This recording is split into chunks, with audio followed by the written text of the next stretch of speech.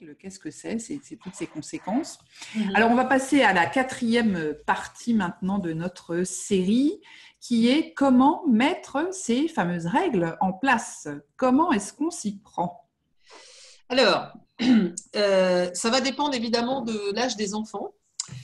Quand les enfants sont petits, c'est relativement simple. En fait, c'est les parents qui imposent les règles, puisque c'est eux qui sont responsables de la sécurité, quelque part. Et donc, c'est eux qui savent, hein, qui ont été monitorer l'environnement pour voir ce qu'il y avait besoin. Donc, c'est eux qui vont imposer. Alors, pour une application simple des règles, je dirais aussi qu'on ne multiplie pas le nombre de règles à l'infini. Hein. Si vous avez une liste de 50 règles, vous allez faire que ça toute votre vie, quoi. Enfin, toute la journée. Ouais.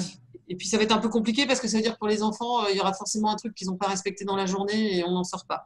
Donc, si vous voulez vraiment mettre des règles chez vous, que vous trouvez que c'est nécessaire, pas plus que 3. Hein. On commence petit. Et les plus importantes, c'est-à-dire celles qui concernent les choses qui vous embêtent le plus.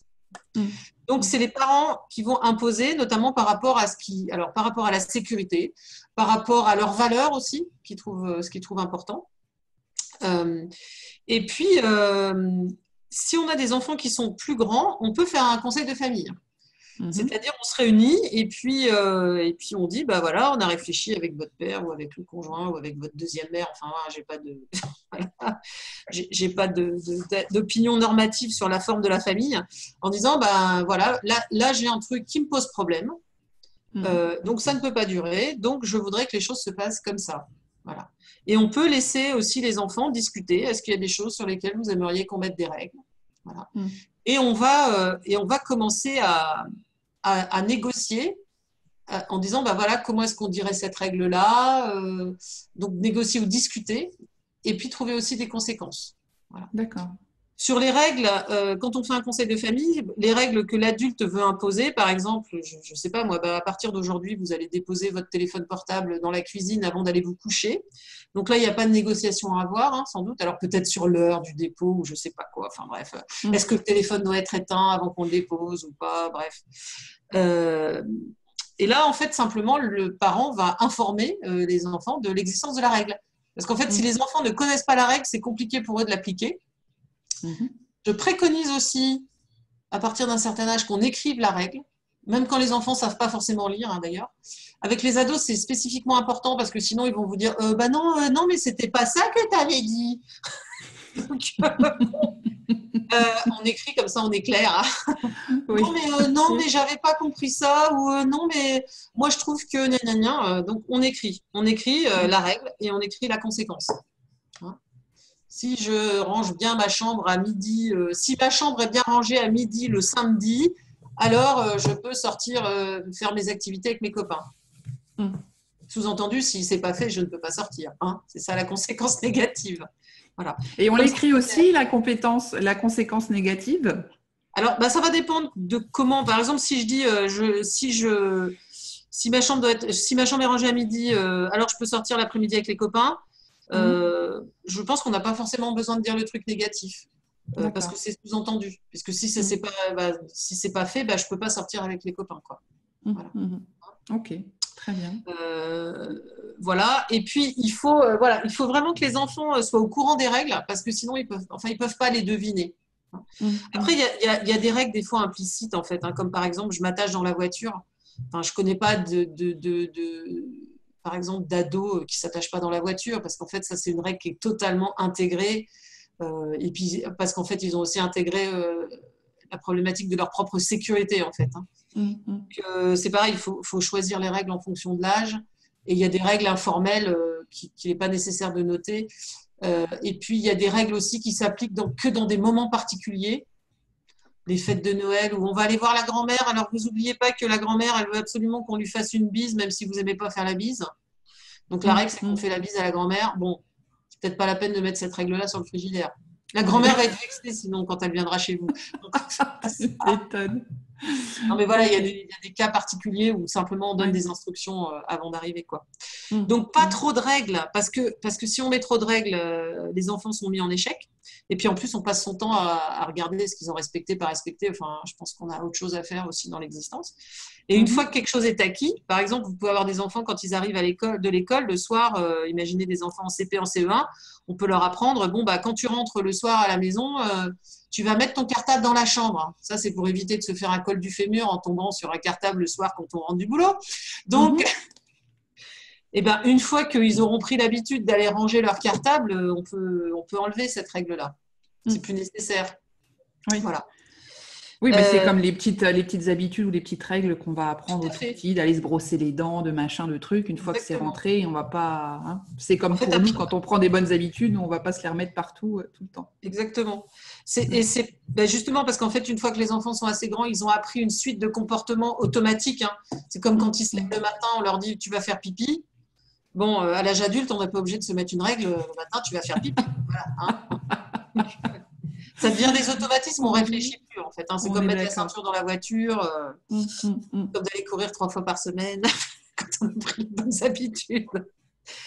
Donc, après, sur des moments où les règles devront être appliquées, il va y avoir des fois où on va sentir que la règle ne va pas être appliquée. Par exemple, les enfants doivent, je prends toujours le même exemple avec le téléphone portable, ils doivent déposer leur téléphone portable mettons vers 10 heures avant de se coucher, hein, sur des grands ados. Et là, on se rend compte que le gamin, il part vers sa chambre avec son téléphone. Et là, on va être très, très amical en disant oui, au fait, merci de penser à poser ton téléphone dans la cuisine. C'est-à-dire, on n'est pas dans ah, tu te souviens, la règle, c'est ça, tu m'obéis pas, nanana, on va lui rappeler. Voilà, amical. Ouh là là, je crois que tu as oublié de faire cela. D'abord, parce que honnêtement, alors surtout à l'adolescence, hein, ils ont à nouveau besoin qu'on leur répète pas mal de choses. Et puis, il faut pas être parano, ça leur arrive aussi aux ados d'oublier parce que j'allais dire, nos besoins sont pas leurs besoins. Hein. Et eux, ils comprennent pas forcément l'histoire de la protection par rapport au téléphone portable, donc ils vont pas forcément être fans. Donc on rappelle la règle et puis on reste calme et on va pas faire autre chose. C'est-à-dire que si vous attendez que votre gamin il pose son téléphone portable, vous attendez et il va vous dire tu fais quoi? Ben, j'attends que t'aies fait. Voilà. Et vous restez là, vous dites rien, vous souriez gentiment. Vous comptez jusqu'à 10 000 et intérieurement. Hein. Et puis, et quand il pose son téléphone, de manière plus ou moins sympathique, etc., vous dites bah, merci. Voilà, maintenant je peux me coucher tranquille. Voilà. Et ça permet de faire obéir. Hein.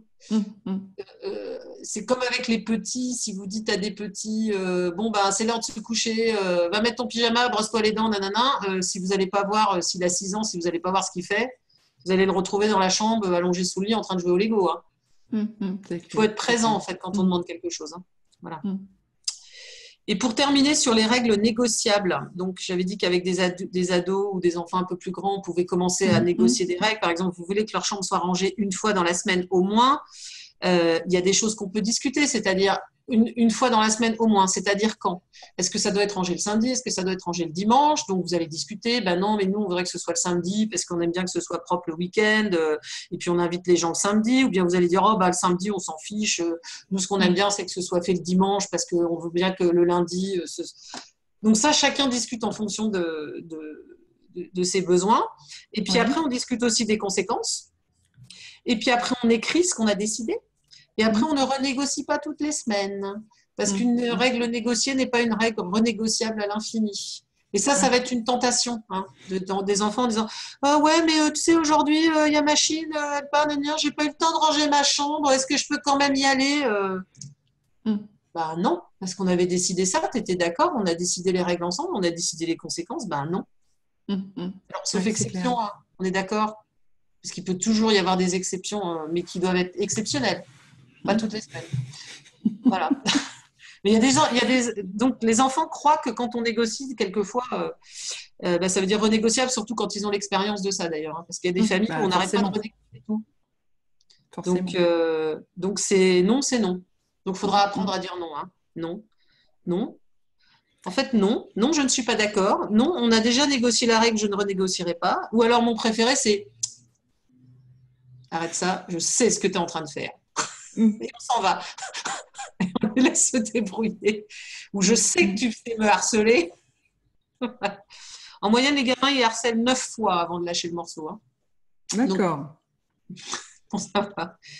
Bref, donc, armez-vous de patience, mesdames et messieurs. Armez-vous de patience. Oui, beaucoup de zénitude nécessaire. Voilà ce que je voulais dire sur les... Ok, très bien.